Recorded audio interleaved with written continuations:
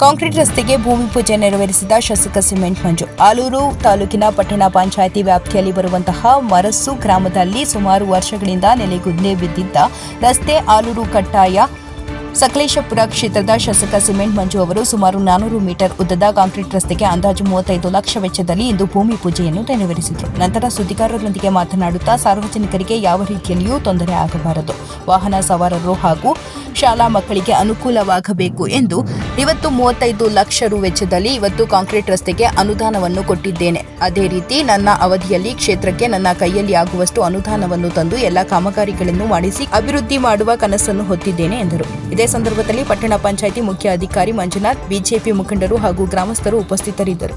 ವರದಿ ಶಾಂತನೀಲು ಬಾಗಿಲು. ಈ ಭಾಗದಲ್ಲಿ ರಸ್ತೆ ಆಗಬೇಕು ಅಂತೇಳಿ ಹಲವಾರು ವರ್ಷಗಳ ಕನಸಿತ್ತು. ರಸ್ತೆ ನಿಜವಾಗ್ಲೂ ಕೂಡ ಆಗಬೇಕು, ಯಾಕೆಂದರೆ ತುಂಬ ಹಾಳಾಗಿರ್ತಕ್ಕಂಥ ನಾವು ನೋಡ್ತಾ ಇದ್ವಿ. ಹಿಂದೆ ಮರ್ಸು ದೇವಾಲಯದ ಉದ್ಘಾಟನೆ ಸಂದರ್ಭದಲ್ಲಿ ಮಾನ್ಯ ಯಡಿಯೂರಪ್ಪ ಸಾಹೇಬರು ಇಲ್ಲಿ ಬರ್ತಾರೆ ಅಂತಕ್ಕಂಥ ಕಾರ್ಯಕ್ರಮ ಇತ್ತು. ಆದರೆ ಕೊನೆ ಸಂದರ್ಭದಲ್ಲಿ ಅವ್ರ ಕಾರ್ಯಕ್ರಮಕ್ಕೆ ಬರಲಿಕ್ಕೆ ಆಗಲಿಲ್ಲ. ಆ ಸಂದರ್ಭದಲ್ಲಿ ಯಡಿಯೂರಪ್ಪ ಸಾಹೇಬ್ರ ಅವತ್ತಿನ ಕಾಲದಲ್ಲಿ ತುರ್ತಾಗಿ 2 ರಸ್ತೆಗಳಾಗಬೇಕು ಅಂತಕ್ಕಂಥದ್ದು ಅನುದಾನವನ್ನು ಕೊಟ್ಟಿದ್ದು. ಇದು ಕಾರಣಾಂತರದಿಂದ ಲೇಟ್ ಆಗಿದೆ. ಈ ನಿಟ್ಟಿನಲ್ಲಿ ಇವತ್ತು ಭೂಮಿ ಪೂಜೆ ಮಾಡೋದ್ರ ಮುಖಾಂತರ ಇಲ್ಲಿ ಇವತ್ತು ರಸ್ತೆ ಕಾರ್ಯಕ್ರಮವನ್ನು ಶುರು ಮಾಡ್ತಾ ಇದ್ದೀವಿ. ಈ ಭಾಗದಲ್ಲಿ ರಸ್ತೆ ಅಭಿವೃದ್ಧಿ ಆಗಬೇಕು ಅಂತಕ್ಕಂಥ ನಮ್ಮೆಲ್ಲರ ಇಚ್ಛೆ ಇದೆ.